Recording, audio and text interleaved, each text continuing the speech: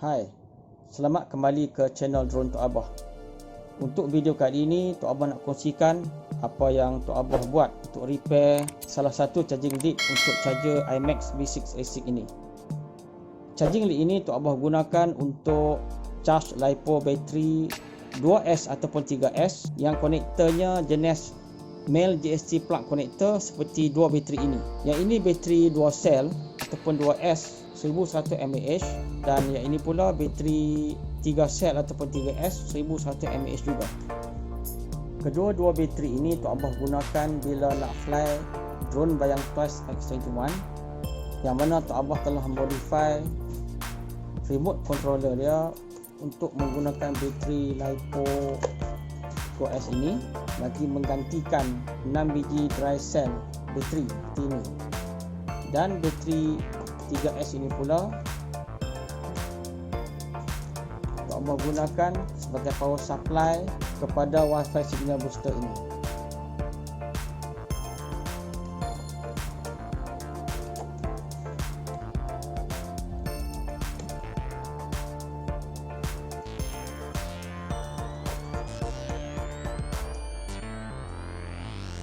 Kembali kepada charging lead female JST plug connector ini, dia punya connection pada termination dalam soket ini telah tercabut.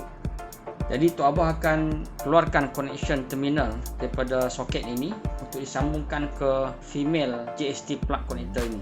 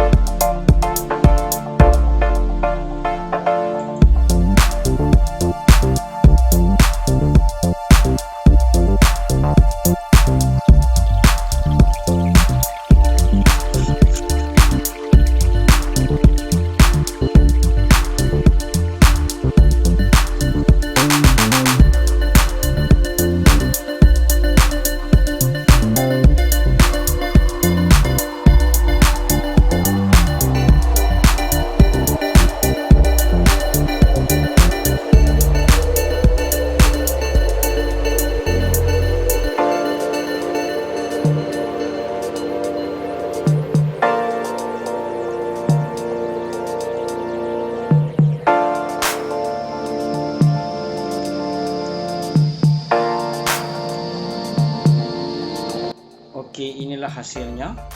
Sekarang Tok Abah akan test charging lead yang baru repair ni dengan iMax charger.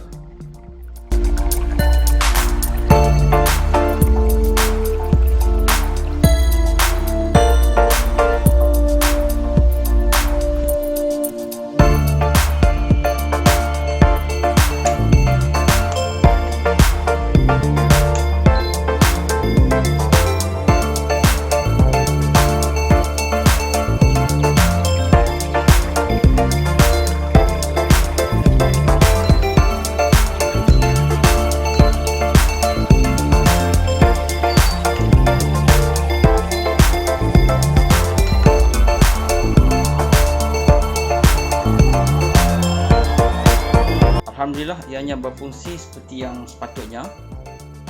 Sekian untuk video kali ini. Semoga perkongsian ini memberi manfaat kepada anda.